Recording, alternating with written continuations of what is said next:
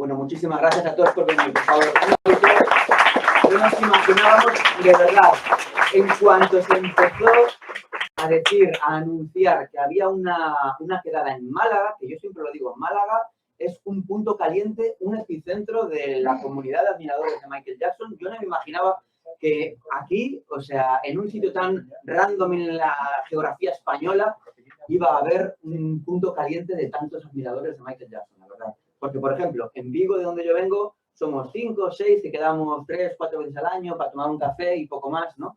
Pero aquí, o sea, bueno, porque no todo el mundo de los que estáis aquí sois de Málaga, ¿no? Porque venís mucha más gente de otros sitios, ¿no? ¿De dónde venís? Venís gente de Cádiz, ¿no? De Cádiz, de Valencia, de Sevilla, viene Begoña.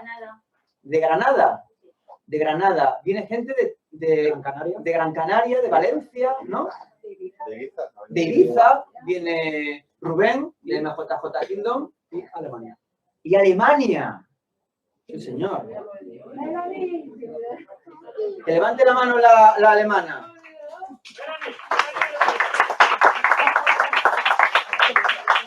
Esto lo único que me demuestra a mí es que la admiración y la pasión que levanta esta persona, aún después de 12 años después de su fallecimiento, sigue estando más en auge que nunca. Los motivos son muy difíciles de descubrir y de conocer. Lo hablábamos antes, hace un rato, cuando estábamos después de la comida, que a lo mejor uno de los motivos es que cuando Michael falleció hace 12 años, surgió una nueva legión de fans, ¿no? Que sus padres pues, eran admiradores de Michael Jackson y le transmitieron esa admiración a sus hijos, que eran pequeños en ese momento, y ahora pues estáis aquí con ya 20 y tantos años y así, ¿no? Entonces es como una nueva legión de fans, una nueva generación, que sois los que en el futuro vais a mantener el legado de Michael y a muchísima honra y con muchísimo orgullo, ¿no? Nosotros ya aquí hay representación de varias generaciones, ¿no? Yo cuando entré en el foro, en el Hideout en 2001, creo que fue en 2001 cuando entré yo. El foro llevaba un añito así, ¿no? Empezó en 2001. Empezó en 2001, que fue la época Invincible, ¿no? Yo antes pues conocía la corte de rey del pop, imprimía los artículos que tenían allí subidos, los imprimía, los encuadernaba en mi casa, ¿no? Yo que tendría pues 13 años, 14 años o así, ¿no? Pero entré en el foro, en el Hideout, que por cierto tenéis que registraros los que no estéis registrados porque es un foro a la antigua. La verdad es que los foros de internet es algo que ha quedado medio obsoleto, pero al final es un banco de información que no son las redes sociales, no es el Facebook, no es Twitter. O sea, si tú quieres encontrar una biblioteca de contenido abrumador y gigantesco, tenéis que ir a los foros, ¿no? Y el mayor foro en español que hay en internet es el Hideout, el MJ Hideout, que aquí Tony y Laura son los administradores, los moderadores y los creadores. Estamos comentando antes en la comida que realmente fue la primera red social de fans de Michael que existió. O sea, no existía Facebook, no existía. Le comentaba antes a una chica que yo hice un montaje de vídeo y no podía subirlo a ningún sitio porque no existía YouTube en esa época. Y ahora parece que es como la prehistoria, que nadie ha vivido sin YouTube, pero no existía en ese momento. Y es verdad que cuando hicimos el foro éramos 4 gatos allí en la primera noche, la segunda éramos 250 y la tercera se había salido ya del mapa. Y ahora somos, no tengo ni idea, hace muchísimo que no lo miro, 100 y pico mil, una barbaridad. Y son muchísimos años, o sea, desde el primer día que alguien escribió ahí, acabo de escuchar Invisible en la radio, o Yo Rock My World o algo así, todo eso sigue ahí. O sea, es como una máquina del tiempo en la que tú puedes retroceder y ver lo que opinábamos en ese momento de las cosas que estaban pasando o de cosas tan increíbles como viajes de Michael, estamos aquí en Londres, acabamos de verle salir. O sea, se ha mantenido todo ahí como una cápsula del tiempo y es una pena que eso algún día se pierda, porque al final las redes sociales han hecho que la gente necesite información mucho más rápida, que no puedas entrar ahí a buscar nada. Es como, mira, yo necesito un titular y ya. Pero ahí sigue, o sea, mientras podamos mantenerlo, seguirá en activo. Es una cápsula del tiempo, además, porque, por ejemplo, cuando traté de documentarme para el libro, para Volviendo a Neverland, yo entré mucho en el foro para buscar noticias de la época, sobre todo del juicio de 2005, que ahí me documento mucho en el foro, y veía nuestros comentarios de esa época en el foro, y veía cómo escribía yo, que escribía que con K, y cosas así, en plan, pero súper loco. Sí, en plan de, ¡guau, qué movida, peña, no sé qué! Hoy salí de noche y escuché un coche con música de Michael, ¡guau, qué locura, tío! Uy, sí, ¿cuántas has cambiado? Sí. ¿Tenéis un bolígrafo por ahí, chicos? Sí. Me lo vas a acabar. Sí, la venganza. No, y quería, o sea, a todo esto venía, sobre todo porque hay una representación aquí de muchas generaciones. Yo cuando entré en el foro, para mí, mi ídolo era Tony, ¿no? O sea, eran Tony y Laura, eran los que movían todo el cotarro, era como yo me sentía un niño ahí al lado de biblias humanas que conocían muchísimos datos, muchísimas anécdotas sobre Michael, y a mí me gustaba empaparme con sus historias, sus vivencias, viajando por el mundo, conociendo a gente del entorno de Michael, conociendo a Michael, y para mí la verdad es que es un honor, y ya se lo dije muchas veces porque hemos hecho varias presentaciones juntos del libro, para mí es un honor estar hoy aquí compartiendo escenario, como se dice, con Tony, que para mí fue uno de mis primeros ídolos dentro de la comunidad de admiradores de Michael. Así que me gustaría darle un aplauso, por favor, a Tony, porque para mí es un referente, es un referente del que se puede aprender mucho y hemos aprendido mucho a lo largo de todos estos años. Entonces, él es para mí la generación que estaba por encima de mí. Y luego, pues, seguí a lo mejor yo y otros de mi quinta, más o menos de mi edad, que éramos los que la liábamos en el foro en esa época, de 2001 a, sobre todo, 2009, que en 2009 ya empecé a bajar un poco el ritmo de publicaciones. Pero es que luego, es lo que comentaba, que hay otra generación de fans, porque hay aquí mucha gente de 20 y tantos años, de 20 y pocos, que a la mayoría de vosotros os conocí hoy.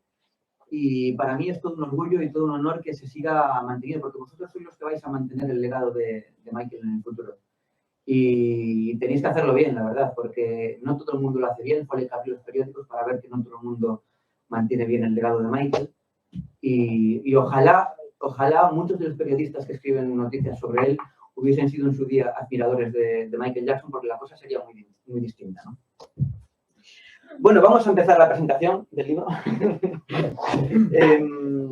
Para mí esto es surrealista, porque aquí ahora me veis de una manera muy formal, de una manera pues con mis gafitas, mi bolígrafo, todo está pensado, todo es una manipulación psicológica que os hago. Yo no uso gafas, yo siempre uso lentillas, yo nunca voy con un bolígrafo en la mano. Todo es, hay que dar una imagen, ¿no? Para intentar hablar de cosas serias, que es lo que yo he intentado sobre todo en principio con el canal de YouTube y luego con el libro, que era hablar de un asunto muy serio como eran las acusaciones contra Michael Jackson. No es algo que se puede tomar a broma, ¿no? Entonces, pues, yo venía de hacer glam rock, de ponerme tacones, de maquillarme, de dar conciertos de música, de saltar encima de la gente, de desnudarme en un escenario y de hacer locuras.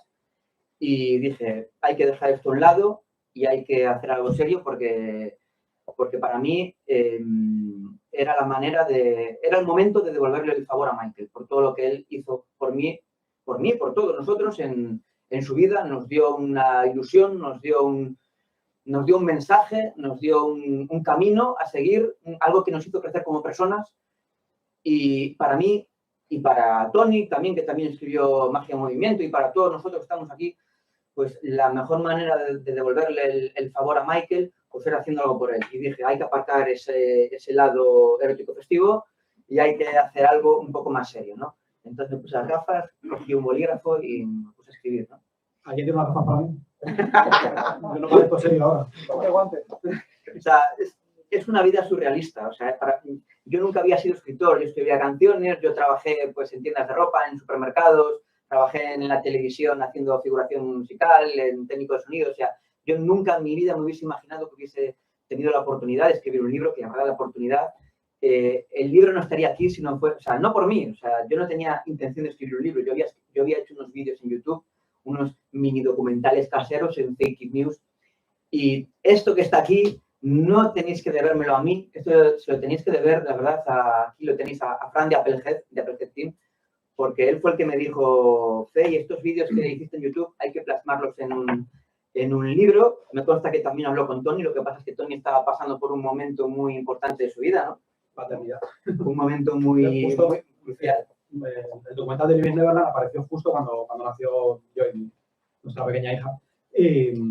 Y claro, era un momento, o sea, para mí era imposible. Yo tardé en escribir esto, estaba día y noche durante el trabajo, continuamente. Pero claro, ya cuando tienes un bebé de una semana y acaba de aparecer eso en la tele, lo último que quiero es empezar a leer otra vez transcripciones del juicio, abusos, no sé qué, o sea, cosas que son totalmente asquerosas y vomitivas, que no me apetecía nada escribir sobre eso y sobre todo que tampoco tenía tiempo. Entonces, yo soy Jafran, digo, mira, es que yo no me puedo hacer cargo de esto ahora mismo porque estoy en un momento súper dulce por un lado y amargarme con esto, es que no quiero ver ni el documental ni nada. Y al final tuve que ver el documental un poco así, me iba saltando cada 3 o 4 minutos por saber de lo que iba, porque al final todo el mundo iba a venir a preguntarme por eso. Y un día me llama Fe y me dice, ¿cómo ves que lo haga yo? Digo, hombre, yo, por lo que he estado viendo en los vídeos que haces y tal, digo, creo que te puedes lanzar. Digo, a ver, digo, yo nunca había escrito un libro y me lancé y lo hice. Digo, yo creo que tú puedes. Y bueno, me dijo, si le echas un vistazo, si me lo...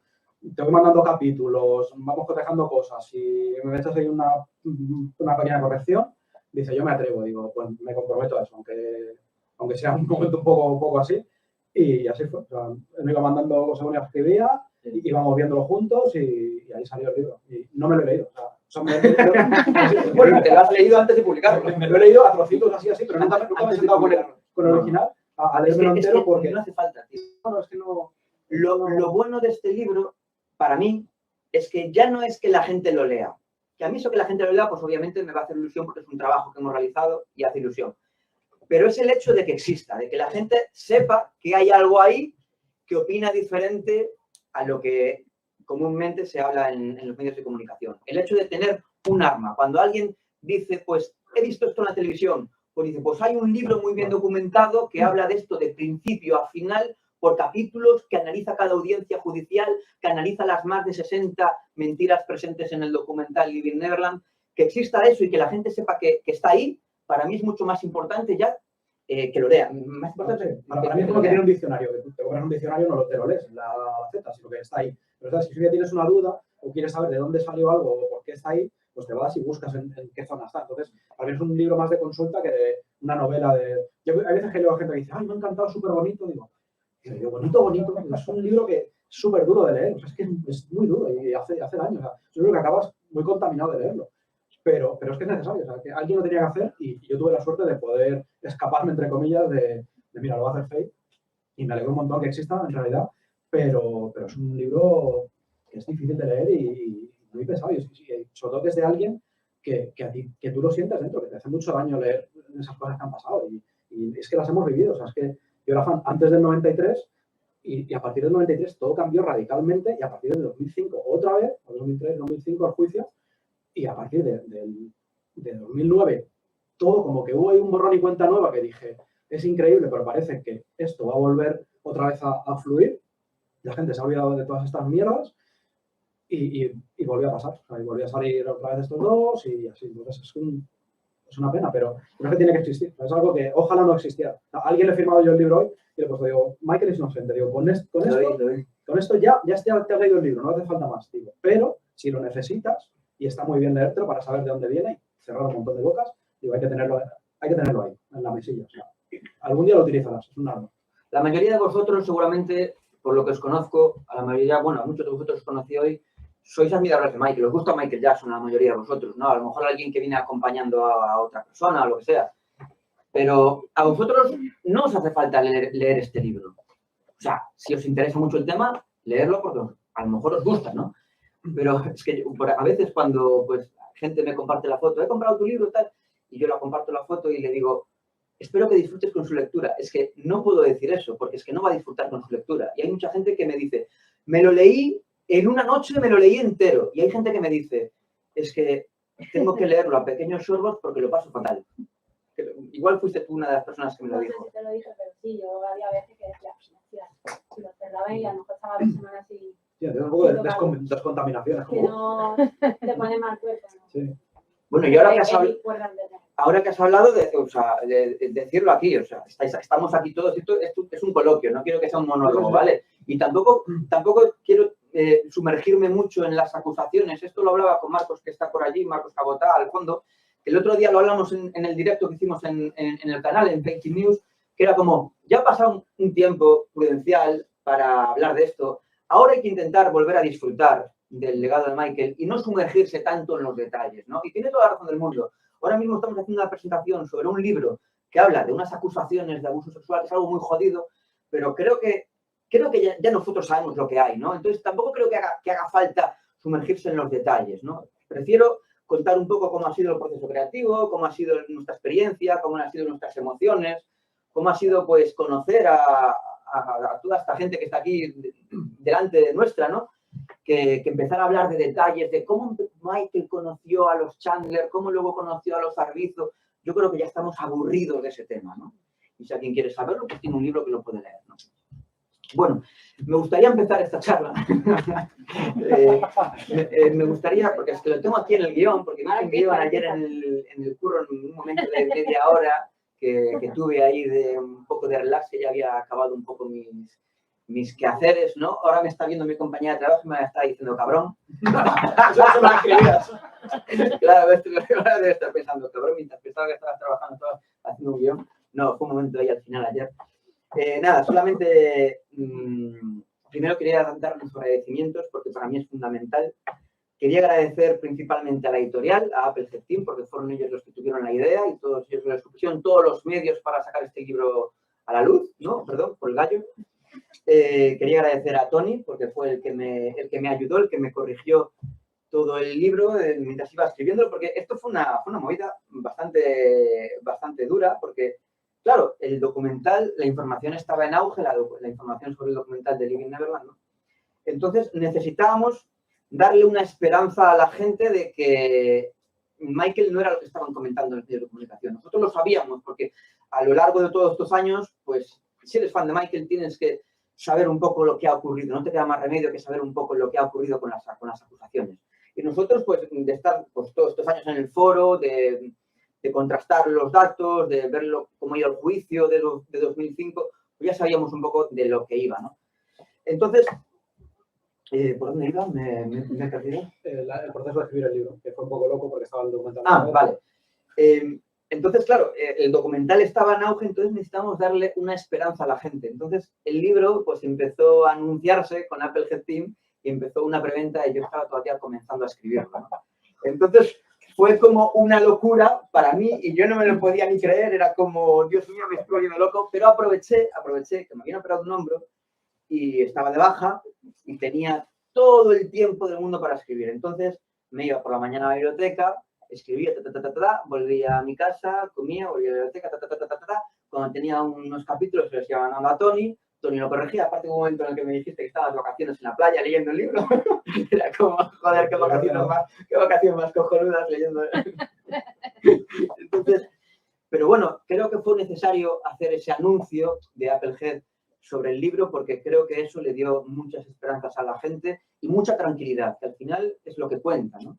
Porque si no esa tranquilidad durante todos esos meses, desde que se anunció el documental, desde que salió, hasta que se publicó el libro, esa tranquilidad la gente no le va a tener. Entonces creo que fue necesario. Vale, agradecer también a Tony, que aparte de ser el que me ayudó, fue el que hizo el epílogo, un epílogo perfecto porque empieza el libro con un testimonio de primera mano de una persona, que es él, que estuvo en Neverland, que vivió en primera mano lo que pasaba allí cuando llegaban autobuses de niños en situaciones desfavorecidas y cómo Michael llegó a Neverland para darle simplemente una alegría a un niño que estaba pasando un problema, ¿no? No sé si... Sí, nosotros, cuando entramos, antes de nosotros entraron 2 autocares de niños con cáncer, muchos de ellos sin pelo, por la quimio y tal, y yo todo eso lo había leído en revistas y tal, pues no, pues Michael quiere a los niños y tal, y les lleva a los enfermos y tal, pero te imaginas pues yendo a un hospital y pues llevando unos regalos, como habíamos visto tantas fotos, pero cuando llegas allí y ves el parque de atracciones, niños corriendo de un sitio a otro, como locos, sonriendo, tal, niños que están sufriendo, que acaban de salir del hospital con quimioterapia, con operaciones, con puntos. Y me acuerdo que un niño se intentó como colar delante de mí para subir a una atracción y claro, cuando se dio la vuelta y me quedó con una cara así con el pelito como que le está empezando a salir, me dio una cosa y digo, esto tiene que estar pasando aquí continuamente porque nosotros hemos venido un día cualquiera de los 365 del año y está pasando hoy. O sea, nadie ha montado esto para que yo lo vea. Esto pasa. O sea, seguro que ayer había más gente, había más niños y mañana habrá más. Digo, y nunca en los años que llevo esto nunca ha pasado nada, nadie se ha quejado de nada, todo lo contrario, estos niños ni siquiera han hablado públicamente, nadie sabe que eso está pasando allí todos los días.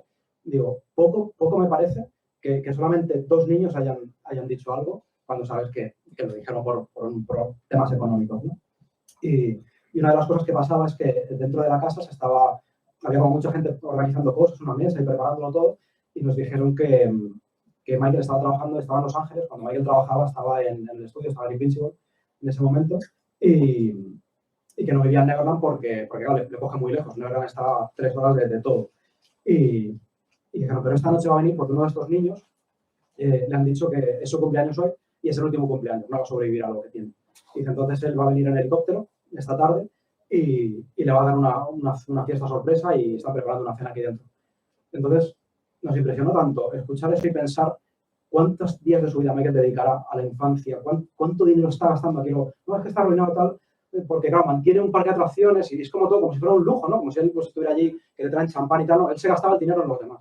Y ver aquello y ver que cuando nosotros salíamos de Neverland por la tarde, después de haber pasado el día allí, llegaba el helicóptero de Michael y pensamos, no lo hemos podido conocer hoy, no hemos estado dentro con él, que sería, pues, imagínate, el sueño. O sea, bueno, entrar en Neverland ya es un sueño que inconcebible, ¿no? Para nosotros, o sea, que ni siquiera echamos tampoco tanto en falta que no estuviera él. Pero pensar, es que él no va por nosotros, somos fans, va por niños a los que no conoce, va a ayudarles.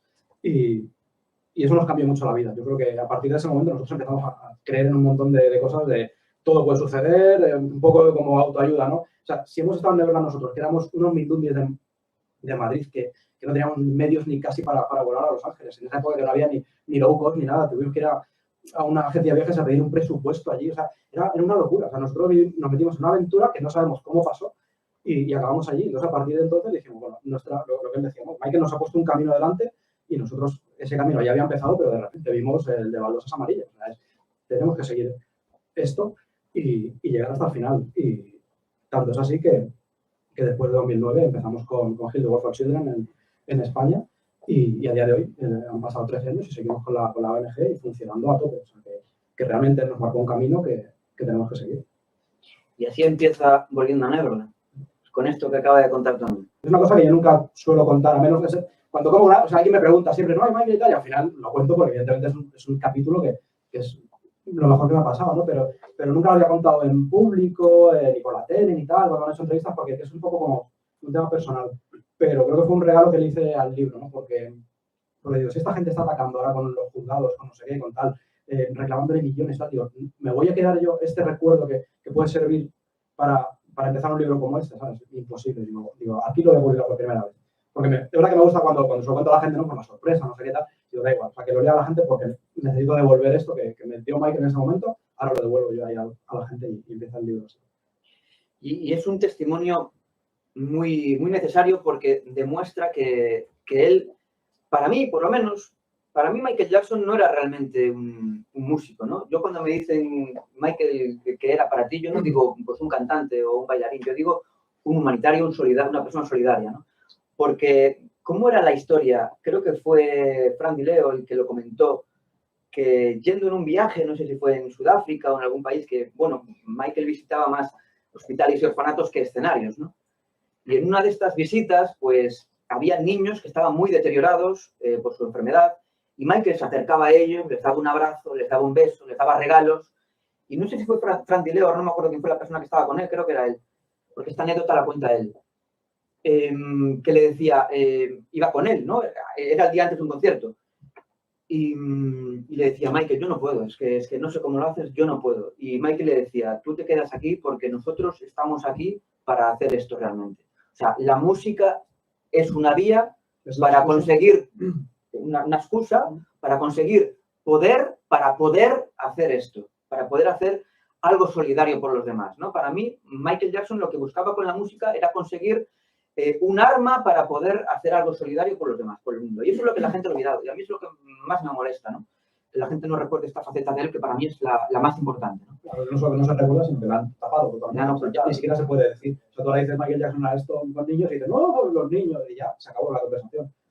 Ya ni siquiera es que se haya olvidado, sino que al contrario, lo han totalmente enterrado. Como Chernobyl, lo han puesto un muro gigantesco de cemento y ya no puedes, con mucha gente no puedes llegar a esa conversación. Porque para mucha gente es que no han visitado hospitales porque como, claro, los niños, claro, y ya, adiós. Pues no puedes coger el libro y darle así en la cara. Es muy curioso porque tal vez la persona que tenga en el mundo la fama de esto negativo que de los niños, tal vez haya sido la persona que más ha hecho por ellos en toda esta época, ¿no? Es justo lo inverso, ¿no? Es muy injusto, ¿no? Y más sobre todo cuando sabemos que en vida ha habido dos testimonios de 2 niños que sabemos que han sido manipulados por sus padres, que han pedido dinero para hacer esas acusaciones, y no ha habido nada más en toda su vida, ni una sospecha más. Y después de fallecido han pasado 10 años y ha salido un documental con otras 2 personas que también han pedido millones y siguen pidiendo millones porque llevan desde 2013 pidiendo el dinero del patrimonio de Michael Jackson. Para que luego digan, no, nosotros lo único que queríamos fue una plataforma para hacer nuestra denuncia. No, no, la plataforma ya la habéis tenido, tenéis un documental de puta madre ahí. No, no es eso lo que buscáis, porque lleváis desde 2013 pidiendo cientos de millones y lo seguís buscando aún después del documental. O sea, lo de la plataforma para hacer la acusación ya no me vale. Boy Robson tuvo una plataforma de una acusación que se sentó delante de un juez y lo pudo decir. Efectivamente, tuvo la plataforma, la tuvo la oportunidad y siguió apelando.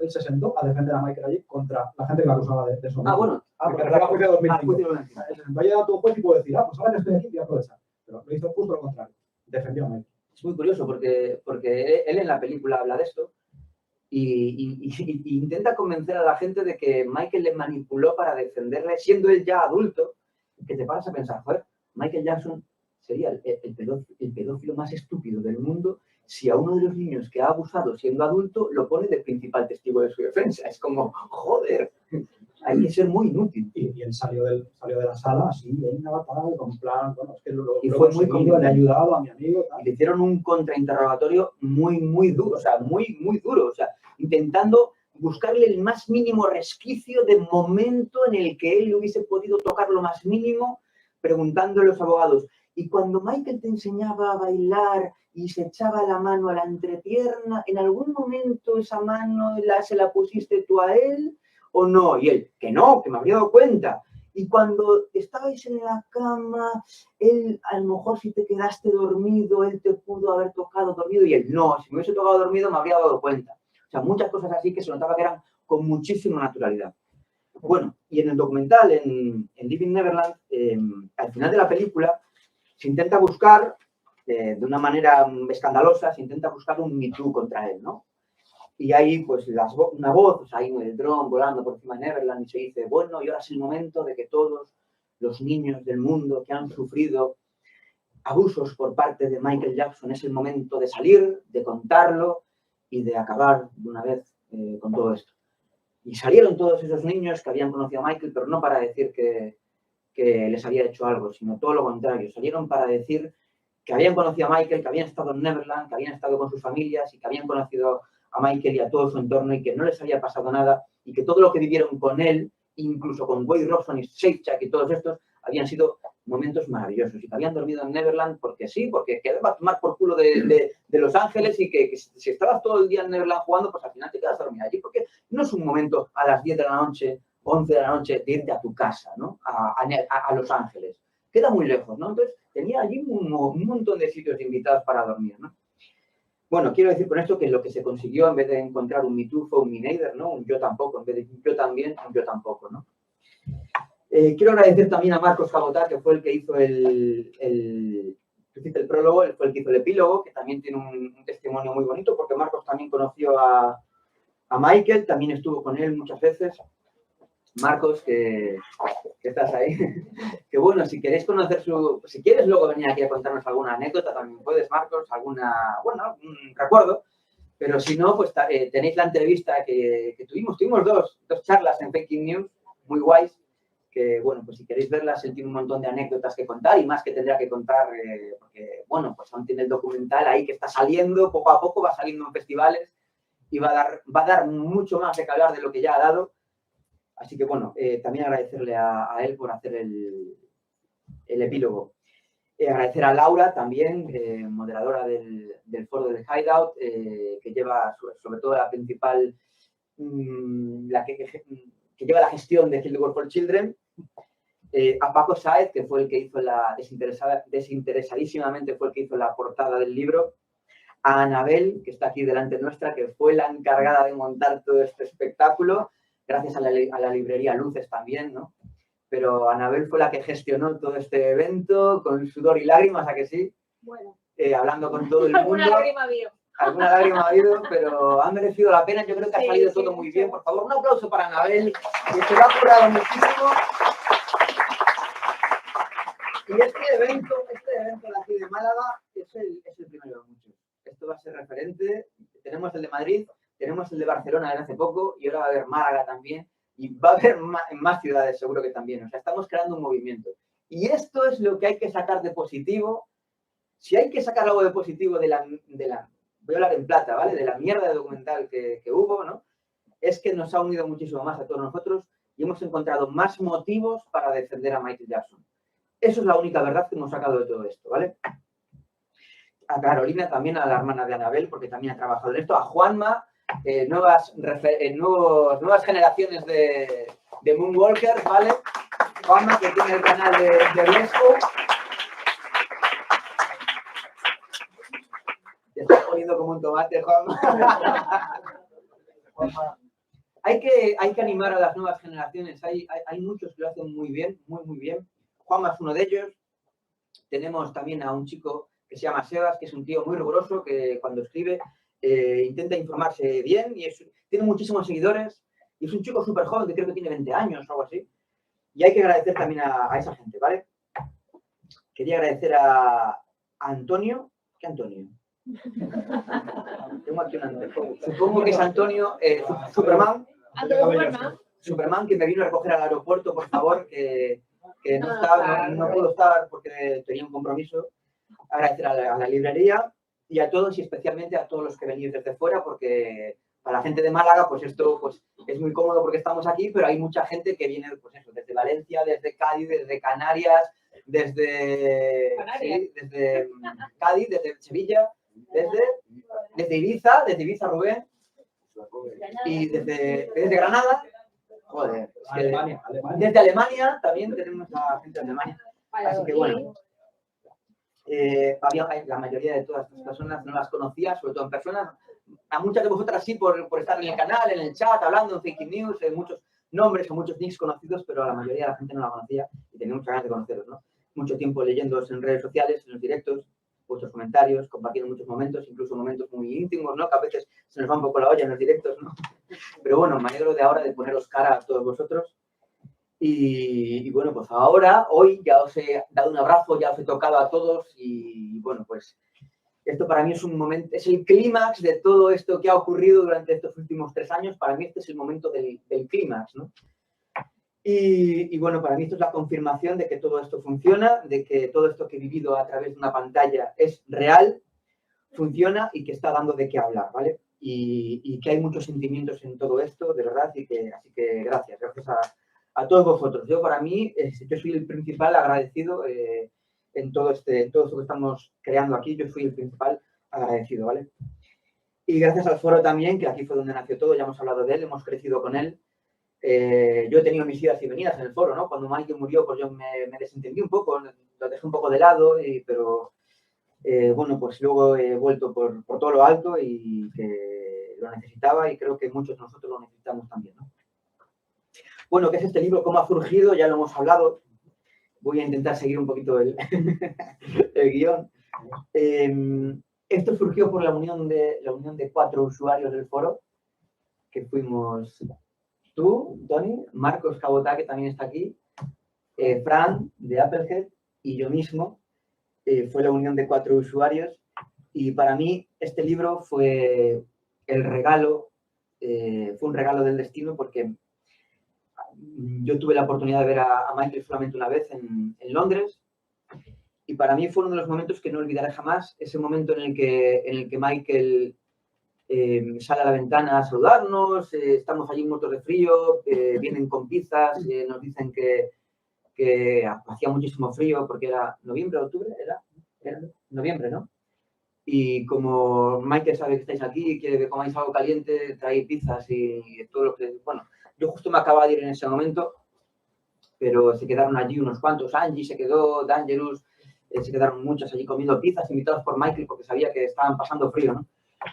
Y para mí esto es un regalo del destino para poder devolverle el favor a Michael. Y gracias a Applehead por darme esta oportunidad. Esto lo hacemos, todo lo que estamos haciendo aquí, Tony, yo mismo, Applehead, todos vosotros, es por su honor, por su dignidad, porque él no tiene la oportunidad de defenderse y es muy cobarde hacer estas acusaciones cuando la otra persona no tiene la oportunidad de defenderse. Tuviste la oportunidad durante toda tu vida de hacerlo cuando estaba en vida, hacerlo ahora es de cobardes, ¿no? Y también es un regalo para nosotros los fans, porque vosotros lo sabéis, porque sois admiradores de Michael. Estáis cansados de escuchar seguramente cómo lo insultan en vuestra vida cotidiana, ¿no? Y quiero decir que si alguien se atreve a insultarle, ahora mismo le podéis enseñar este libro y decirle, mira, antes de hablar de Michael, léete esto un poquito o mírate un vídeo en YouTube, ¿no? Y esto no solo lo hice por Michael, por devolverle un poco el honor y su dignidad, sino por nosotros, por mí también, aunque fue un poco egoísta. Yo me acuerdo cuando fue el incidente del balcón, yo pues estaba en segundo de bachillerato y llegué a casa, pues, de las noticias estas, pues salió en el telediario al mediodía, y llegué al colegio por la tarde y la gente se me echaba encima a reñirme a mí como si hubiese sido yo el que lo hizo, ¿sabes? Es como, tú, puto hijo de mierda, no sé qué, mira lo que hizo, no sé. Y esas cosas pues te duelen, ¿no? Y nosotros hemos estado toda la vida siendo admiradores de alguien, teniendo que defenderle. Eso yo creo que en ningún fandom pasa. O sea, joder, ojalá, si yo llego a saber, me hago fan de Prince, ¿sabes? O sea, es como, joder, es difícil. Pero creo que las cosas buenas compensan las malas, ¿vale? Y creo que la unión hace la fuerza y nosotros, y lo que estamos viendo aquí, lo que estoy viendo yo desde aquí, desde esta perspectiva, lo demuestra, ¿no? Que la unión hace la fuerza. Así que esto es un arma para todos vosotros. Y si mira, si alguien no quiere leerlo, pues lo tiráis a la cabeza, porque pesa 2 kilos. Bueno, Daño le hace. O sea que si no le entra de una forma, le entra por la otra. Este libro fueron 7 meses de escritura, lleno de anécdotas, lleno de sentimientos. Y yo siempre digo que los 3 pasos para averiguar la verdad sobre lo que ocurrió, porque hay gente que te lo puede rebatir, ¿no? Y tú, porque esto puede ser tu opinión, ¿no? No, aquí no hay ninguna opinión mía, ¿vale? Aquí no hay ninguna opinión. Yo creo que este libro intenté que fuese objetivo, aunque sí que es verdad que dentro de la objetividad solo hay un camino a seguir, que es el camino de la inocencia, por lo menos dentro de los que fueron los acusadores de Michael Jackson, ¿no? O sea, tú puedes decir, vale, Michael Jackson fue lo que tú quieras, pero estos acusadores que le han acusado en vida y después de la muerte, hay pruebas suficientes para demostrar que han mentido bajo juramento y que han mentido y que hay muchas pruebas que contradicen sus testimonios. Si Michael hizo algo más allá de eso, yo no lo sé, porque yo no estaba allí, pero los que le han denunciado está totalmente probado porque, joder, hubo un juicio que lo ha probado, ¿no? Entonces es algo bastante objetivo, ¿no? Yo siempre pienso que los 3 pasos para averiguar la verdad son analizar los documentos judiciales. Tenemos a cascoporro, son públicos, tenemos documentos del FBI, tenemos documentos, transcripciones judiciales, tenemos registros de Neverland, tenemos las propias denuncias, tenemos documentos para estar leyendo toda nuestra vida, documentos, ¿vale?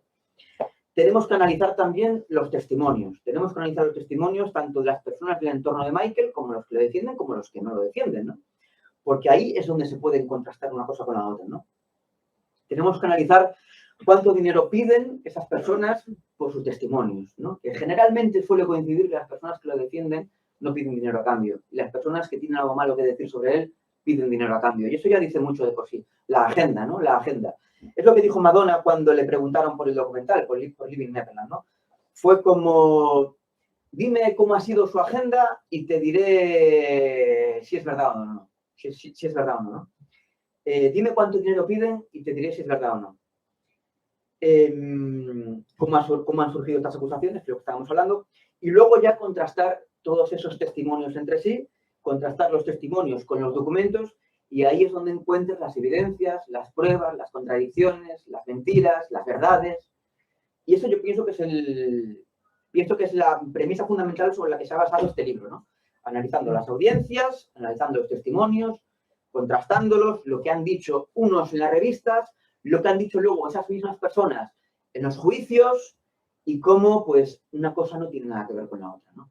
Y cómo cuando uno dice en una revista que ha visto algo y luego en el propio proceso judicial dice que bueno, pues en realidad no lo había visto así, en realidad no lo vi, lo intuí. O en realidad lo dije porque me pagaron $500.000. O lo hice porque me habían pagado todo el sueldo de un año. Y coincide que esa misma persona había sido despedida de Neverland porque había robado objetos de Michael Jackson. Y esa misma persona estaba intentando extorsionar a Michael Jackson pidiéndole dinero. Y esa misma persona seguía yendo a tabloides. Esa misma persona, quiero decirte que al final coincide, o sea, por ejemplo, el caso de Ralph Chacón, ¿no? Que era uno de los chefs de Michael Jackson, ¿no? Que le pagaban un dinero por decir que Michael Jackson había tocado a Macaulay Culkin y si le pagaban $500.000 si decía que en realidad la mano estaba en la entrepierna de Macaulay Culkin. Quiero decir, es una persona que luego en el juicio dijo que al final no vio nada, o sea, como todos. Vale, él fue al juicio por parte de la acusación defendiendo la idea, o sea, qué silencio, se apagó el aire acondicionado. Y él fue por parte de la acusación, ¿no? Para defender la idea de que Michael Jackson había hecho estas cosas, ¿no? Y fue a los analistas diciendo que había visto todo esto, no sé qué tal cual. Vale, hace un par de años este mismo cocinero publicó un libro con las recetas de cocina favoritas de Michael Jackson. Que te quedas como, ¿hola? Publicó más novelas inspiradas en Neverland, en las cosas que se vivían en Neverland, pero novelas guays, ¿no? Novelas románticas, con la figura de Michael, no sé qué.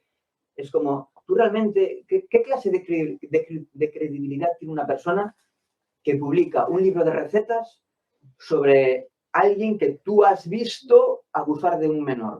O sea, ¿qué clase de credibilidad tiene? O sea, ninguna. Yo creo, o sea, llamadme loco, pero hasta a lo mejor estoy yo equivocado, ¿no? No lo sé.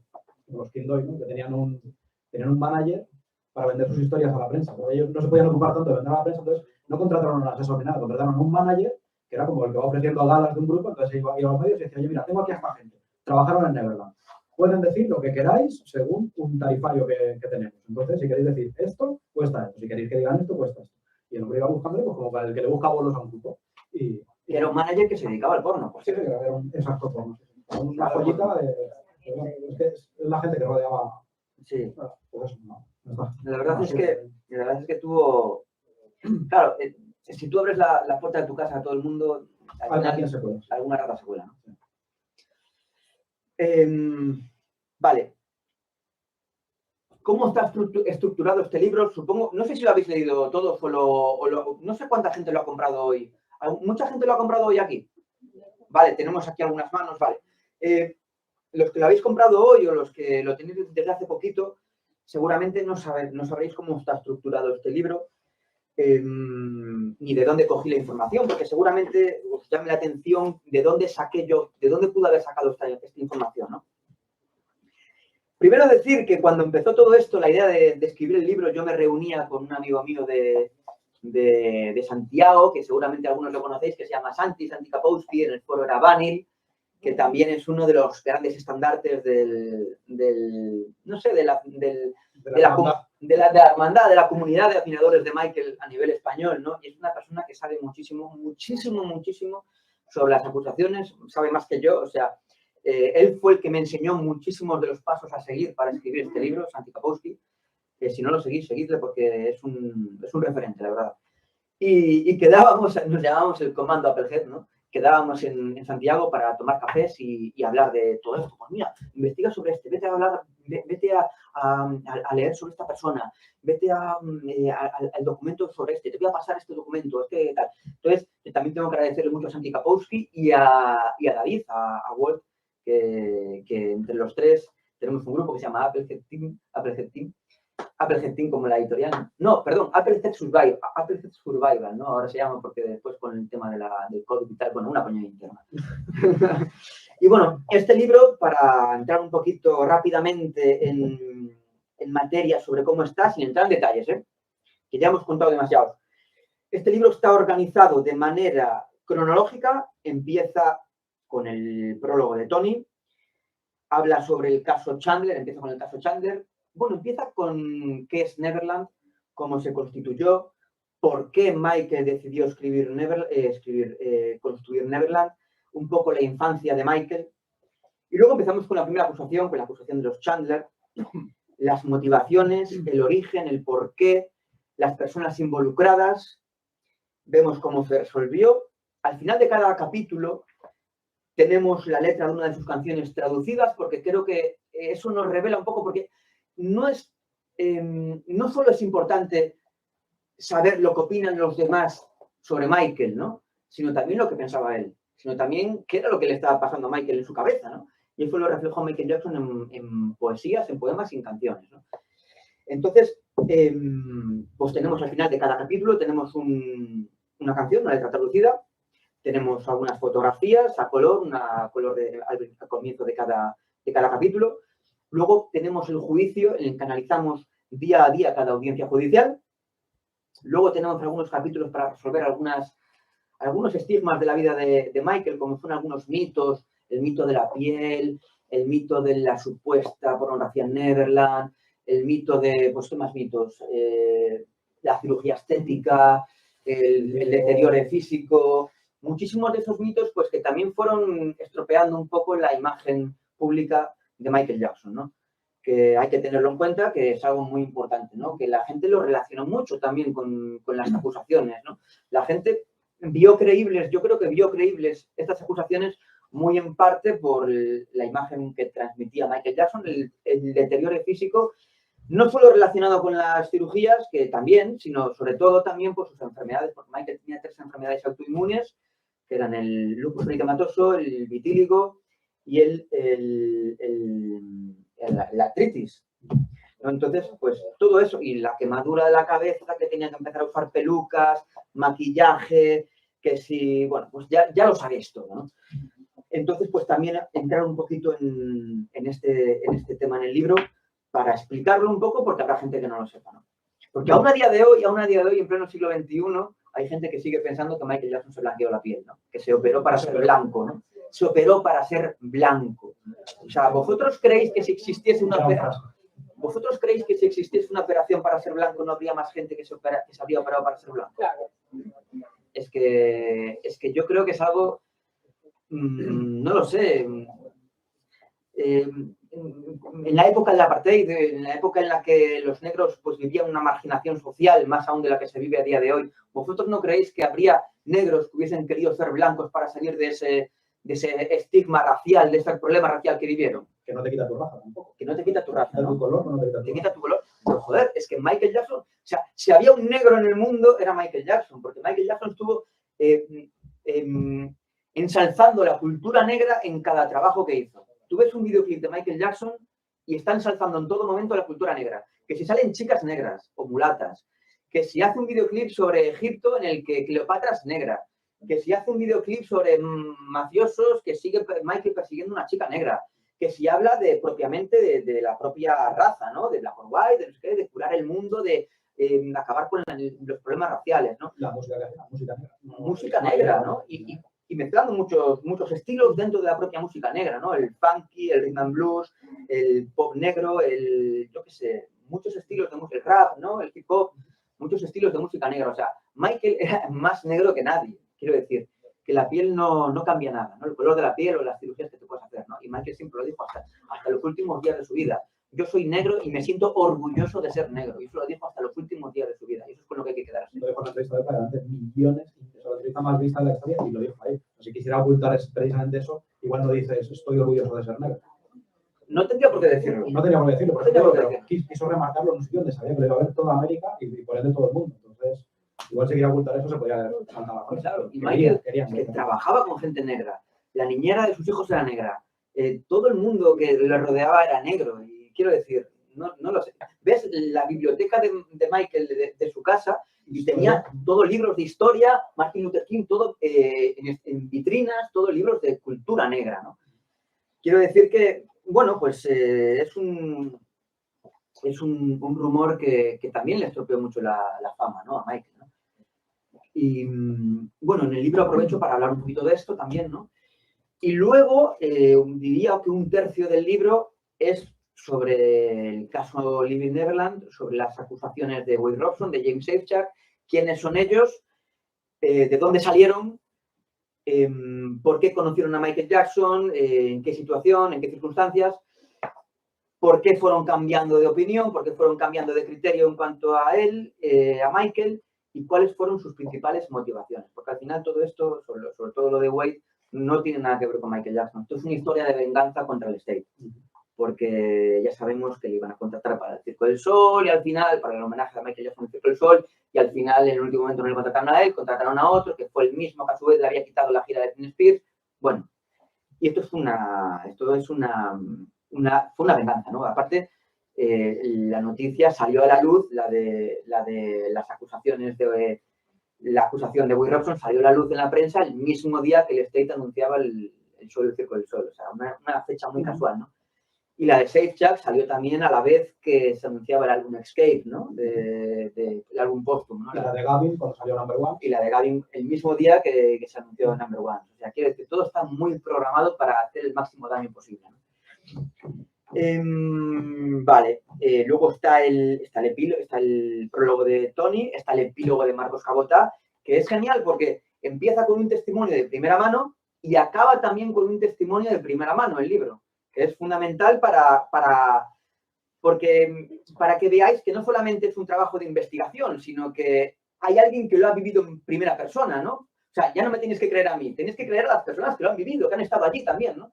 También hay un capítulo que se llama La voz de los que fueron silenciados, que este capítulo, pues, claro, cuando se estrenó Living Neverland, muchísima gente que conoció a Michael, muchísimos niños de esa época, que ya son adultos, muchísimos colaboradores de él, músicos, amigos, familiares, salieron a decir que Michael no era así, que no tiene nada que ver, que están totalmente y absolutamente en contra de lo que se ha dicho de él, de Michael, ¿no? Y salieron en medios de comunicación, en YouTube, en podcast, en redes sociales. Nadie les daba una plataforma como HBO para contar su historia, ¿no? Y es más, el propio Dan Reed, el director del documental de Living Neverland, dijo que no contó con el otro lado de la historia, con el otro testimonio de las otras personas, para que esos testimonios no comprometiesen su historia, ¿no? Y esto lo dijo literalmente en el estreno en Sundance. Amigo, la verdad. Ahí se le escapó esa verdad, ¿no? La verdad no te escapó un titular. Efectivamente. Entonces, en este capítulo, pues recopilé cartas de esas personas que publicaban en sus páginas web, en redes sociales, de sus músicos, de Jonathan Sugarfoot Moffett, de los alemanes, de los chavales estos, ¿cómo se llamaban? Esos, yo qué sé, de Karen Fay, la maquilladora, sus tweets, recopilé unos cuantos para decir que conoció a Michael durante 25 años y que... Vamos a ver, ¿qué clase de personas serían amigos y colaboradores de una persona que abusa de niños? Es que ¿en qué clase de mente cabe eso, no? Igual que nosotros, estaríamos aquí, después de investigar estas cosas, estaríamos aquí defendiendo a un pedófilo, ¿no? O sea, muchos de sus guardaespaldas habían sido antiguos policías y vivían en Neverland, vivían con él y le abrían la puerta del dormitorio. Entonces, ¿qué clase de...? La gente está entrenada para oler a un pedófilo. ¿Qué clase de depredador en serie, como le llaman a Michael Jackson, qué clase de depredador en serie contrata a policías para vigilarle? O sea, bueno. En serie de dos personas, una serie muy corta, una serie limitada de dos víctimas. Michael es el mayor pedazo de la historia, pero tuvo dos en vida que le acusaron por dinero y otros dos en muerte que siguen acusándole por dinero. O sea, quiero decir, pero claro, ¿sabes lo que pasa? Que Michael Jackson fue la persona más famosa tal vez yo creo que después de Jesucristo y de Mahoma fue la persona más famosa de la historia. Claro, si eres la persona más famosa también eres el objetivo más famoso grande. Y el delincuente en ese sector más famoso, ¿no? Vale, y para mí, sobre mi proceso de creación del libro, tengo que reconocer que tuve muchas facilidades, no solo porque hubo gente ayudándome y apoyándome, como fue Tony, como fueron los que mencioné en Galicia, como Santi, como David, como Eva, que fue la primera fan de Michael que yo conocí con 17 años. Eva, no sé si tú sabes quién es, sí que sabes, ¿no? También Vero, Natalia, bueno, de mi comunidad de fans de Michael de aquí de Vigo. Y ellos me ayudaron muchísimo, ¿no? Sobre todo apoyo moral, ¿no? Pero también tuve la suerte de conocer muchas de las fuentes en las que encontrar la información, ¿no? Porque ya hubo muchas investigaciones exhaustivas sobre todo esto, ¿no? Sobre las acusaciones. Investigaciones muy detalladas, no solo las propias transcripciones de los juicios, sino investigaciones privadas, de periodistas privados, y de fans y admiradores que tienen un verdadero registro día a día de lo que hizo Michael, ¿no? O sea, es que la vida de Michael fue la más documentada de la historia, ¿no? La más documentada. Entonces, no es como acusar a otra persona que dice, pues no sé dónde estuvo este día, no sé con quién pudo estar, no lo sé. No, es que Michael Jackson sabemos dónde estuvo casi cada día, Yo tengo un registro que sigo a día de hoy rellenando. O sea, yo a día de hoy sigo encontrando cosas que digo, voy a mirar a ver si lo tengo en mi registro. Y llego y igual... Y sabes, igual digo, de este día, del 20 de marzo al 22, estuvo en tal ciudad con este, y por qué estuvo allí, ¿no? cuando comenzó la acusación en 2003, el abogado que Michael cogió se llamaba Mark Graus, no es MSRO, que se quedó al final, sino que era este primero. Él salió diciendo, por favor, necesito, si alguien tiene alguna información que me pueda facilitar sobre estos niños, sobre Michael, sobre lo que sea, porque sabía que muchos fans pues la habíamos estado siguiendo o habíamos tenido un relativo contacto con él. Y yo, el día que salió la acusación, directamente, casi de memoria, no me coincidía ya las fechas que habían dicho con que Michael estuviera en Neverland. Entonces miré en mi registro y vi que no, que la mitad de esos días Michael ni siquiera había estado allí. Y entonces yo me puse en contacto con este abogado y se lo dije, digo, mira, digo, de aquí a aquí Michael ni siquiera estuvo en Neverland. Digo, entonces ya ha empezado mal la acusación. Cambiaron las fechas. Al poco tiempo cambiaron las fechas. Al poco tiempo salió la acusación y dijo, no, espera, que habíamos dicho en marzo, pero no fue de junio. ¿En junio no estuvo, en Neverland? Sí. Pues en junio abuso, en marzo no. Y fueron acotando las fechas de los supuestos abusos, hasta que al final había sido justo después del documental Living with Michael Jackson, esa misma noche o algo así. Sí. Fue como, claro, o sea, es el documental Living with Michael Jackson, todo el mundo está pendiente de ti porque fue un documental escandaloso, todo el mundo está pendiente de él y él esa noche va a acusar de él. Pues yo digo, Faye ha violado a una chica en Málaga, la semana pasada. Digo, bueno, no, espera, no, la semana pasada no, porque él venía hoy, o sea, ha sido esta mañana a las 8 de la mañana, pero luego me entero que no, que se le ha retrasado el vuelo. Bueno, no fue a las 8 exactamente, fue a las 12:25 estábamos aquí. Fue tal cual. Pues como fue como, no. Y luego cuadró que la violé en el restaurante donde acababais de comer, yo estuve allí 15 minutos. ¿Sabes? Porque hicieron así, ¿sabes? Es ridículo, pero es que cuando tú vas viendo las pruebas y sobre todo las transcripciones, preguntaban cosas tan concretas que o sabían que había pasado o no tenía sentido. Eran preguntas que ya estaban dirigidas a... Y el día que tú estabas allí, que ya hemos comentado antes que estuviste, hiciste esto porque pasó tal, porque ya lo tenían todo, era como un guión, igual que el documental de Living Neverland, pues lo hicieron también en el juicio. Era un guión dirigido a que todas las preguntas convencieran a la gente de que eso estaba pasando. Pero en realidad era todo como un montaje tan absurdo que no tenía sentido. Y alguien que llegaba con más información de última hora, no, pero es que ese día se suponía que Michael había estado allí, pero precisamente había perdido un vuelo antes y no llegó. Y digo, bueno, pues no hay más preguntas, vamos a retirarnos y lo volvemos a revisar otra vez. No, nos hemos dado cuenta que fue el día siguiente. O sea, eso no había juez. El problema es que claro, la prensa, nosotros estuvimos un tiempo allí en Santa María durante el juicio y aquello funcionaba de la forma que por la mañana entraba la acusación, interrogaba a la gente que se sentaba en el estrado y allí estaba toda la prensa tomaba notas. Claro, todo lo que decían, evidentemente, era en contra de Michael, porque estaban con la acusación. La prensa salía en el receso que había y escribía los titulares. Michael hizo tal, no sé qué. La prensa ya no volvía. Entraba la defensa. Y la defensa desmontaba todo lo que había pasado por la mañana. Pero ya daba igual.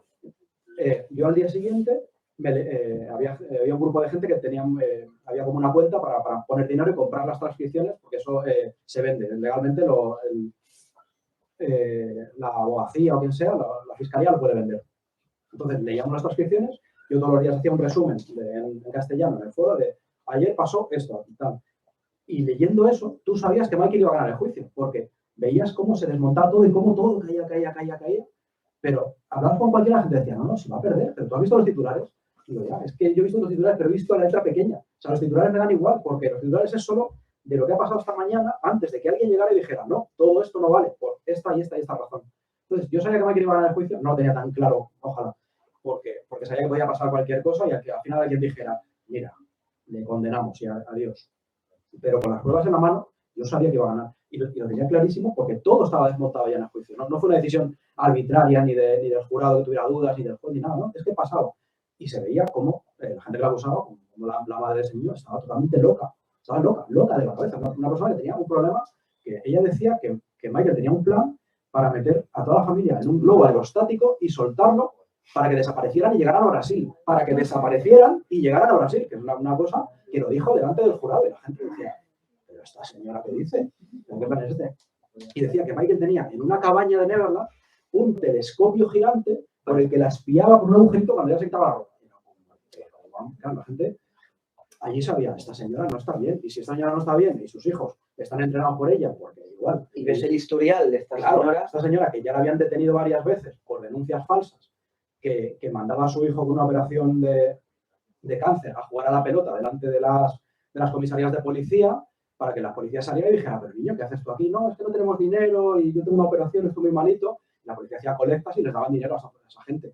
Esa señora la habían cogido robando y educando a los hijos de cómo robar en centros comerciales, y cuando la cogieron, ella fue, se rompió la cabeza contra una pared y dijo que había sido el de seguridad, y la empresa le tuvo que indemnizar a la señora. Y había conseguido acuerdos extrajudiciales, que era lo Son gente que tenía un historial enorme, y Michael no fue a esa familia a decir, quiero que vengáis a Neverland, no, se la metieron por los ojos porque ella se buscó las vueltas para que el niño conociera a Chris Tucker y Chris Tucker dijera, este es el tipo de niño que Michael quiere tener en Neverland para poder cuidarse en el paso de él y pagarle los tratamientos de cáncer porque es una familia pobre. Y así llegó. O sea, no es algo que Michael diga, un niño ahí en la cuenta, mira, traérmelo, ya nos vamos a hacer amigos. O sea, nada pasa así de la nada, como la gente quiere entender, ¿no? Es el pederasta típico de busco una víctima y me la llevo. Aquello llegó de una casualidad, pero que no fue tan casualidad porque estaba muy preparado para llegar a donde llegó, claro. O sea, hay gente profesional del engaño, claro. Y no solo eso. Esa mujer que durante el juicio se cambió el nombre y se pasó a llamar Janet Jackson. Y pidió que la llamaran Janet Jackson. Es increíble. O sea, es muy fuerte. Janet Arvizo había contactado con Larry Feldman, antes de incluso de conocer a Michael Jackson. Larry Feldman es el abogado que consiguió el acuerdo extrajudicial 10 años antes. O sea, ya eso dejaba un poco entrever qué era lo que buscaba. Realmente solo hubo un caso de Michael, que fue el caso de Chandler, que era el que nadie se esperaba, que pasó así. Y como ese caso se cerró como se cerró con el acuerdo, todos los demás han sido imitadores. O sea, es que no hay más. O sea, hubo un caso que se demostró que era mentira, intentaron hacer un juicio civil y el chico ni se presentó porque dijo, yo ya tengo el dinero, que es lo que quería. Mi padre ha intentado extorsionar a este hombre, le ha pedido tanto dinero, Michael no se lo ha dado, ahora sí se lo ha dado, se acabó, ya no hay denuncia. Y eso lo que pasó fue súper rápido. Pero al final eso es un dinero que está ahí en la mente de mucha gente que dice, ¿cómo me hago yo rico? ¿Quién me podría dar a mí un montón de pasta como le pasa a este niño? Pues hacemos lo mismo. Pero realmente para mí hubo un caso. De hecho, la madre, Janet Arvizo, acabó cumpliendo condena después del juicio de Michael, porque en el juicio de Michael salieron todas sus estafas a la luz. Y salió la estafa que hizo al Seguro Social, que bueno, acabó cumpliendo condena. Ella cobraba un subsidio de indigencia cuando ya tenía ingresos de sobra. Y los ingresos que supuestamente eran para el cáncer del niño, se compraban coches, se compraban... Bueno. Pero le pidieron a Michael un coche también. Michael, no tenemos coche. Un coche. Michael tenía la mano muy larga. Es que Michael nunca pensó que un niño le pudiera engañar, aunque ya se lo avisaron. Con el primero no se lo iba a venir, pero con el segundo ya le avisaron. Le dijeron, cuidado con este niño. Pero él pensaba que un niño tenía que ser inocente, pero un niño es inocente y ya. Eso, culpa de Michael, es así. No, tampoco vamos a decir que todo lo hacía bien, porque había algo que con los niños le podía, y era que para él eran inocentes. Bueno, bien. Pues... Si alguien quiere comentar algo, tenéis total libertad. Levanta la mano y lo hablamos. Es que claro, al final hicimos un monólogo. Bueno, y también quería agradecer. 7 y 10. Vamos bien. Y simplemente cuando mencionaba ahora las fuentes donde encontré todo, daros algunos nombres que me han ayudado por si algún día queréis buscar, queréis saber más, que son portales de internet como MJ Allegations, Vindicate MJ, Daily MJ, una cuenta que se llama MJ Repository en Twitter, que es brutal, MJ Innocent Project, el propio Hideout, MJ Community, artículos de algunos periodistas como Charles Thompson, uno muy bueno de Raven Woods que pone el HuffPost sobre lo que había y lo que no había en Neverland. Es un artículo muy desarrollado, muy guay, este artículo os lo recomiendo. Y bueno, pues los documentos oficiales, la propia autopsia, las transcripciones judiciales, noticias de prensa de la época, y bueno, vais viendo y una página os va llevando a la otra, ¿no? Y bueno, pues nada más, después de la publicación del libro hubo muchas críticas, las críticas yo creo que la mayoría fueron buenas, algo que estoy muy, muy orgulloso y muy satisfecho, la verdad. y me daba mucho miedo porque es como un hijo al final, el libro que tú publicas un libro y te ponen, o sea, a mí me dio ansiedad, la verdad, el hecho de publicar el libro me puso malísimo de los nervios, pero creo que las críticas han sido muy buenas. La única crítica mala que encontré fue que pesa demasiado, que eso tampoco es una crítica al final, ¿no? Que es difícil leer a veces porque pesa mucho y tal, pero bueno, creo que eso, que el libro sirvió de arma, ya os digo, no tanto por la gente que lo leyó, sino por el hecho de que supiésemos que el libro estaba ahí y que sirvió como fuente de defensa, y creo que, por desgracia, es un libro necesario y que espero que no tengamos que escribir otro sobre lo mismo, porque ya sabéis que hay rumores, no rumores, sino confirmación de que puede haber alguna noticia más sobre acusaciones relacionadas con Michael, que tampoco vamos a dar detalles sobre ello porque no vamos a darles voz, pero si es verdad que salen a la luz y es verdad que generan noticias negativas, habrá que contrastarlas y habrá que contrarrestarlas, ¿no? Y ahí estaremos trabajando, Tony y yo ahí a muerte, porque un gran poder conlleva una gran responsabilidad. Entonces, bueno, mi idea era hacer una especie de tomo definitivo, casi de consulta, ¿no? Con el que poder saber qué pasó. Pues tal día de la audiencia pasó esto, pues pum. Pues con el caso Chandler pasó esto, pues pum. Pues el caso del vitíligo, pues voy a la página del vitíligo, pum. ¿Quién era Víctor Gutiérrez? Pum, que por cierto, el hilo de Víctor Gutiérrez que hice en Twitter se volvió a viralizar esta noche y tiene ya más de 4.300 retweets. Tiene casi 1 millón de impresiones el primer tweet, sobre todo en Chile, porque claro, Víctor Gutiérrez ahora mismo es un tío de poder en Chile, ¿no? Tiene una cadena importante allí, es el director ejecutivo. Víctor Gutiérrez es uno de los que creó la fantasía sexual sobre Michael Jackson y los niños, ¿no? Yo con Víctor Gutiérrez tengo una historia también, pero... Cuando lo ponen... Cuéntalo. No, porque me pueden detener. Bueno. Yo creo que ya prescrito, pero sí, hubo amenazas Digamos, físicas y... Mira, si a ti te pueden detener, a mí con lo que puse aquí me pueden... O sea, Víctor Gutiérrez tuvimos que hacer un plan para huir de la policía. Joder. Cada uno por un lado, porque pues le atacamos. No puede ser motivo, ¿no? Había venido a Telecinco a hablar ahí un programa y tal, y nos enteramos en qué hotel estaba, y nos fuimos allí pues, a saludarle y cordialmente, pero casi estuvimos a punto de que le diera un infarto, porque se puso, le dio una holgura. La mujer que iba con él de producción vio una sirena y pensaba que era la policía, intentó pararle, era una ambulancia, y la ambulancia paró allí a ver a la mujer y pensaba que le estaba dando algo, y bueno, habíamos llevado cosas desagradables para tirarle y eso. Y bueno, pues tuvimos ahí un ratito con él. Me encanta cómo lo cuentas en clave. Cuando yo... Para que si él te quiere denunciar, dice, cosas. Yo no era cosas.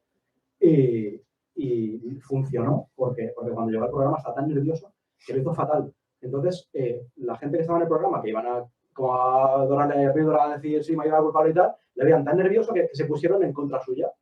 Entonces, empezaron a decirle cosas y él se ponía cada vez más nervioso y decía, no, porque el próximo que va a acusar a Michael es Ricky Martin. Y la gente, sí. Eso no me acuerdo. Ricky Martin salió sangrando de Neverland, no sé qué, tal. Como loco. Y entonces, los de Telecinco decían, oiga, usted está un poquito...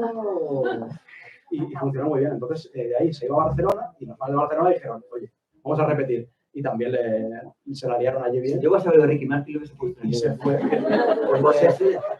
Eso desmonta totalmente a Víctor Gutiérrez, tío. Yo seguramente lo que ha grabado en VHS todavía.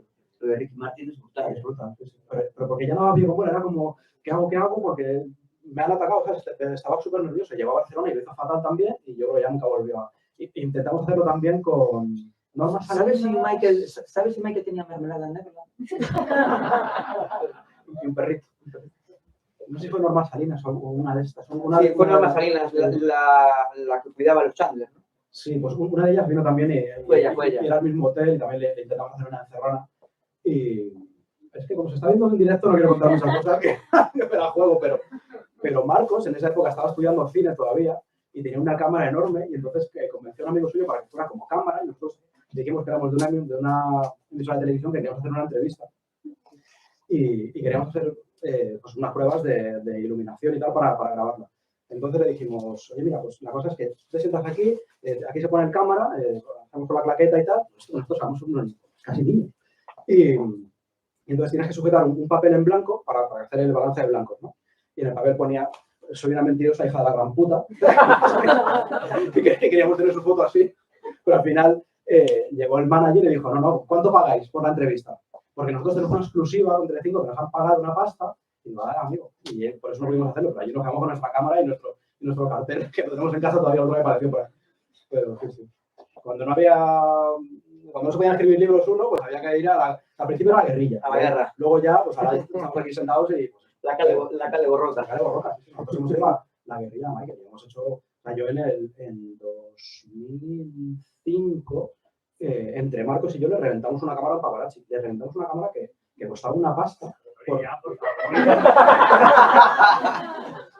Pero se me oía de atrás. Esto luego lo cortamos en la versión subida. La versión editada. Se puede cortar. Y luego lo subimos el metraje del director. Luego lo contaré. Mañana lo contamos ahí en la comida. Ahí es cuando sale todo. En los Burger King sale cada... Pero otro fotógrafo, mientras yo estaba cogiendo al paparazzi así y arrastrándolo al suelo, me hizo una foto. Y al día siguiente salió en el periódico yo así. Y entonces yo me fui a la puerta del juicio, me puse con mi pancarta así. Estuve detrás de la pancarta todo el día porque había, claro, un montón de fotógrafos por allí. Digo, es que este tío me tiene aquí en una foto viendo cómo le estoy arrancando. Y estuve todo el día escondido. Sí, o sea, lo pasé mal ese viaje porque es que si me demandan en Estados Unidos por haber roto una cámara a un fotógrafo, no vuelvo de ahí. Pero igual y no estás aquí. Eso era antes, lo digo. Ahora ya lo hacemos todo más, pues escribimos y no sé qué, pero hemos sido un poco gamberros también. Cosas de la edad. Bueno, pues vamos concluyendo con algunos puntos finales. Yo creo que en este libro, en Volviendo a Neverland, al final Michael Jackson es lo de menos.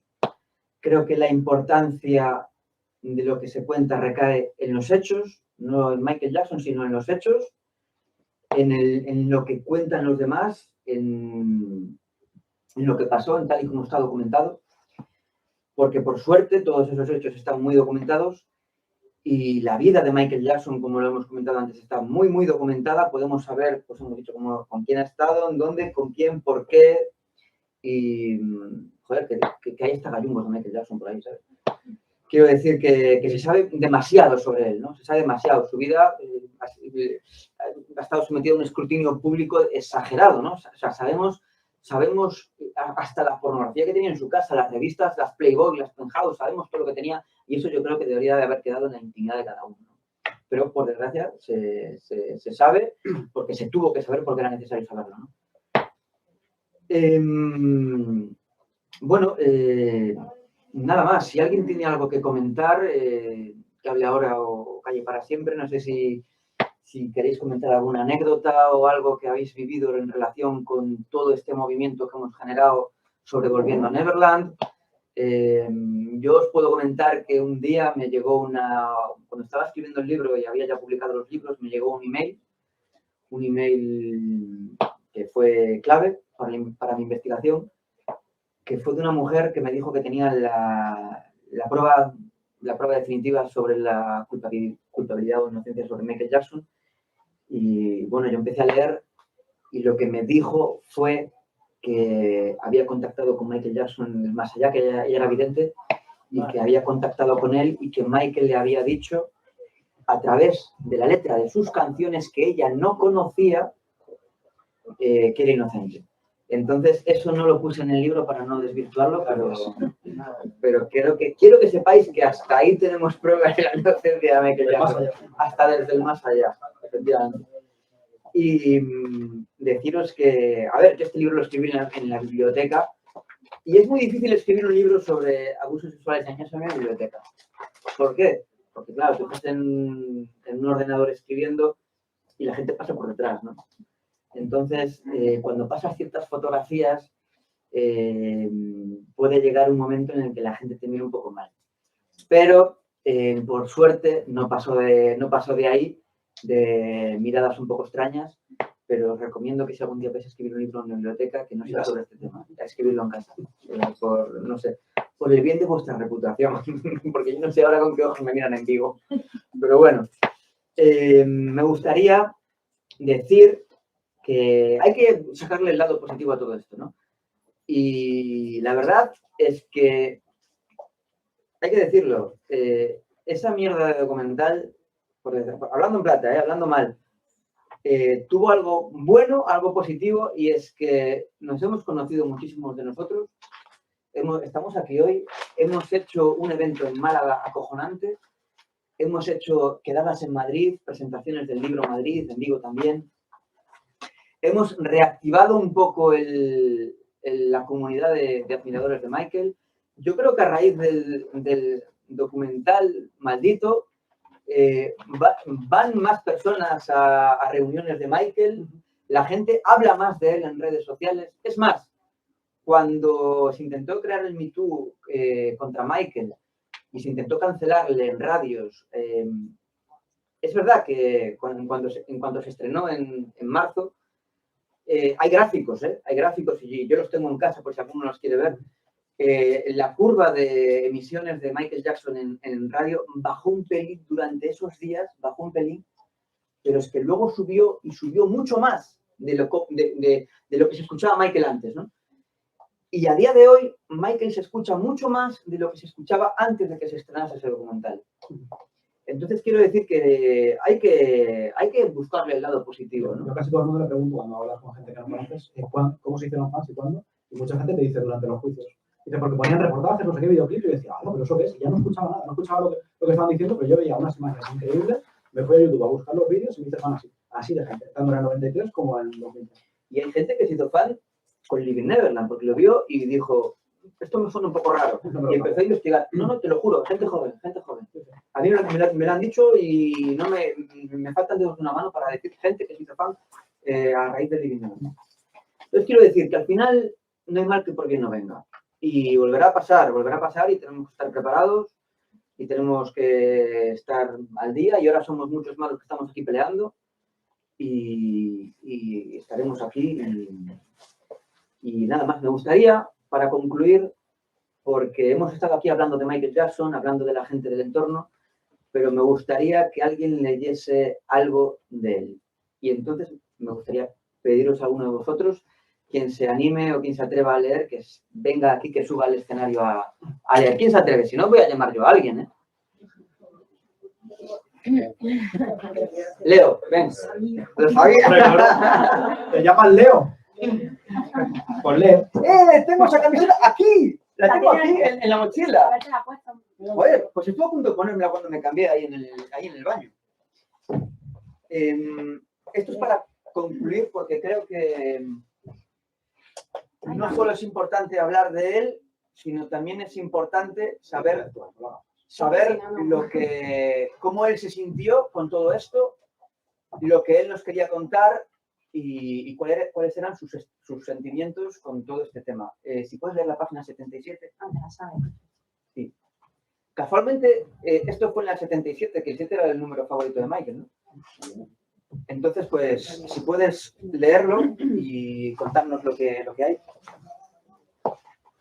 An innocent man, el hombre inocente. California ha perdido su amor por mí. Parece que todas las apuestas están en mi contra. Los vientos están. Parece que ahora me quiere condenar. Parece que ahora su corazón se ha vuelto en mi contra. Si navego a Acapulco o a Cancún, México, entonces las apuestas estarán en mi contra. Pero Dios sabe que soy inocente. Si navego a Acapulco o a Cancún o a México, allí estará la ley esperando, y Dios sabe que soy inocente.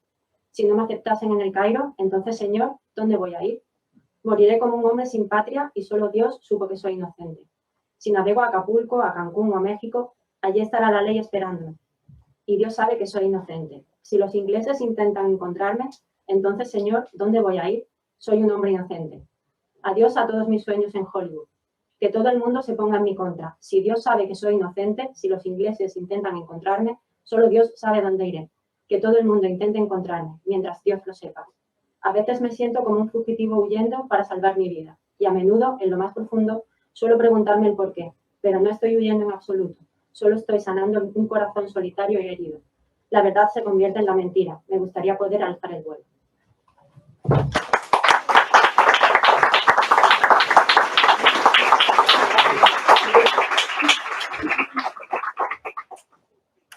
Palabra del Señor.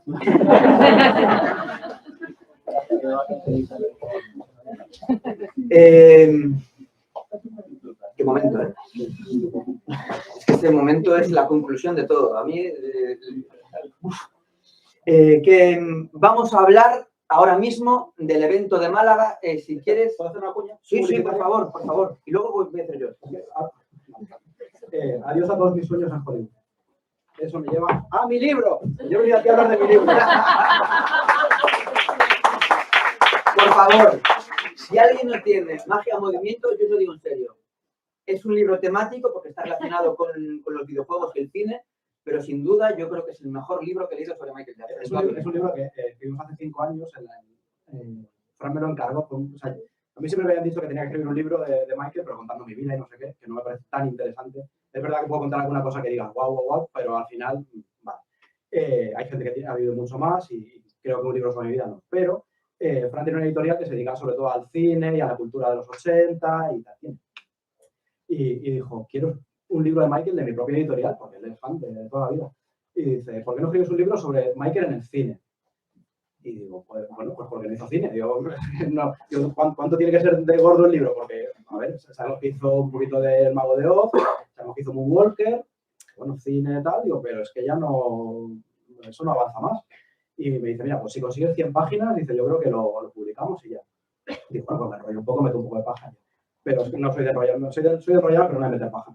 Entonces dije, bueno, vamos a ver, él tenía, casi todos sus amigos eran actores o actrices, por lo cual eso ya metes el mundo del cine dentro del libro. Sus videoclips eran pequeñas obras cinematográficas y utilizaba directores de Hollywood y eso marcó también películas le marcaron a él, tenía muchísima bibliografía sobre cine, él estudiaba muchos planos, él quiso estudiar cine, quiso hacer cine. Digo, oye, tenemos un libro, digo, porque estuvo toda su vida obsesionado sobre el cine. Cuando yo empecé a recopilar entrevistas en las que él hablaba del cine, desde pequeño desde 1972 hasta 2009, él habló de que quería hacer cine. Él no quería hacer DC, quería hacer cine. Quería volver a llevar Ghost al cine. Puso Ghost a la gente de AEG en plan, yo lo que quiero es hacer esto, quiero hacer cine. Le dijeron, no nos interesa porque queremos que bailes, Billie Jean. Entonces, digo, oye, pues hay un libro. Digo, y entonces me dijo, oye, los videojuegos, digo, hombre, igual, videojuegos tampoco hizo mucho, pero se pueden meter cosas. Así que me puse y son 400 páginas y es muy denso. O sea, es un libro también que no deja y es como, muchísimos datos. Lleno de curiosidades. Y aproveché para meter un montón de cuñitas y cositas que quería dejar escritas y eso. Así que después de 5 años ha revivido ahora gracias a Fe, porque mucha gente está reconociendo el libro gracias a Fe, que es muy guay porque se va retroalimentando así siempre la cosa. Y mucha gente descubre el libro y dice, a ver esta editorial que hay y encuentra este. Entonces es como un flujillo ahí muy chulo. Y pues nada, como lo traía Fran, pues aprovecho para hacer mi cuña publicitaria, justo porque han ido súper bien lo de no poder hacer cosas en Hollywood, porque vais a dar cuenta que yo quería evitar el tema de los abusos al 1000% en mi libro, porque es que es un tema que no quiero tocar nunca, si es posible. Pero es imposible hablar de Michael sin tocarlo, porque toda su vida y toda su carrera derivó hacia otro sitio. O sea, él iba por una autopista hacia el cielo y se tuvo que coger un desvío hacia Benalmádena. Y eso es lo que cuenta un poco el libro. Al final tuve que contarlo porque es que es lo que hay y eso le machacó su carrera en el cine, pero eso sí, si os gusta y lo leéis y luego me contáis por redes sociales, me ha encantado, pues yo agradecido. Mi cuña, terminó. Nada, y la mía que estoy